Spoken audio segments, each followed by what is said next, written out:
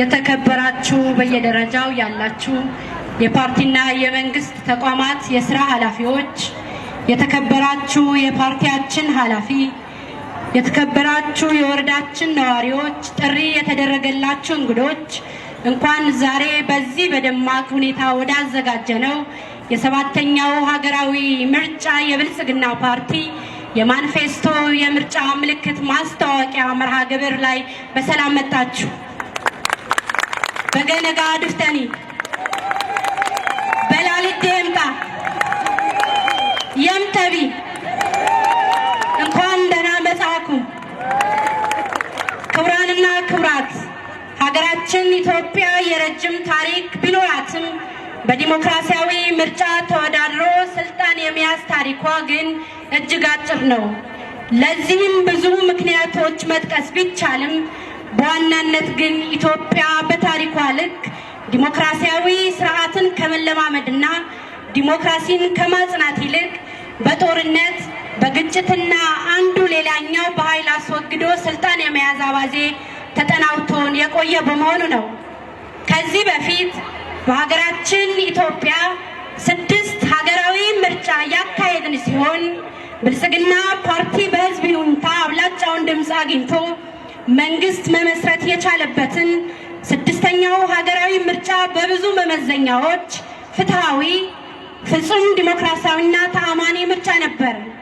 ለዚህም ዋነኛ ምክንያት ብልጽግና ፓርቲ ስልጣን መያዝ የሚቻለው ሉዓላዊ የስልጣን ባለቤት ከሆነው ህዝብ በምርጫ ብቻ በሚገኝ ድምፅ መሆኑን ስለሚያምንና ለምርጫው ዲሞክራሲያዊነትም ገለልተኛ የምርጫ ቦርድ ተቋቁሞ ስራውን እንዳልሰራ በመደረጉ ነው። ክቡራንና ክቡራት፣ ዛሬ ሀገራችን ኢትዮጵያ 7ኛውን ሀገራዊ ምርጫ ለማድረግ በተሰናዳችበት በዚህ ወቅት እንደ ብልጽግና ፓርቲ ዛሬም ቢሆን ስልጣን የሚገኘው በዲሞክራሲያዊ ምርጫ ብቻና ብቻ መሆኑን በጽኑ እናምናለን። ብልጽግና ፓርቲ በዚህ ምርጫ 2 ኃላፊነቶች አሉበት። አንደኛው እንደ መሪ ፓርቲ ምርጫውን ፍጹም ሰላማዊ፣ ፍትሃዊ፣ ተአማኒ እንዲሆን አበክሮ መስራት ሲሆን፣ ሁለተኛው ደግሞ እንደ ተፎካካሪ ፓርቲ በውድድሩ ሜዳ አብላጫ ድምፅ አግኝቶ በድጋሚ ማሸነፍ ነው። ብልጽግና ፓርቲ ባለፉት 5 ዓመታት በምርጫ ማኒፌስቶ ቃል በገባው መሰረት ቃሉን በተግባር ለውጦ የሀገራችን በርካታ ስብራቶች እየጠገነ በሁሉም መስኮች አስደናቂ ለውጦች አምጥቷል።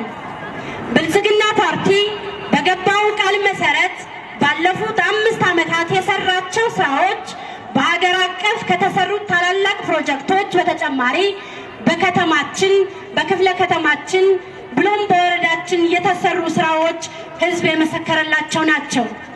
ብልጽግና ፓርቲ በ6ኛው ሀገር አቀፍ ምርጫ ለውድድር ሲቀርብ ለህዝቡ የሰጠው የተስፋ ብርሃን ነበር። ዛሬ ግን በዚህ 7ኛው ሀገራዊ ምርጫ ለህዝቡ የሚያቀርበው የተስፋ ብርሃን ብቻ ሳይሆን የሚጨበጥ፣ የሚዳሰስ፣ የሚታይና በተግባር የታየ እውነታ ነው። ብልጽግና ፓርቲ ቃሉን አክባሪ፣ ለሀገር ተቆርቋሪ፣ የሀገራችን ታሪክ ቀያሪ ግዙፍ ፓርቲ ነው። ከምንም በላይ ሰውነትን የሚያስቀድም፣ ለሰው ልጅ ክብር የሚሰጥ፣ በህብረ ብሔራዊ ወንድማማችነት የሚያምን፣ ዘመኑን የዋጀና በኢትዮጵያ ታላቅነት ልክ የተሰፋ ፓርቲ ነው። የምርጫ ምልክታችን የስንዴ ነዶ ነው። የስንዴ ነዶ የአንድነት ሚስጥር፣ የመደመር እሳቤን ጥቅም የሚያሳይ ነው። የምርጫ ምልክታችን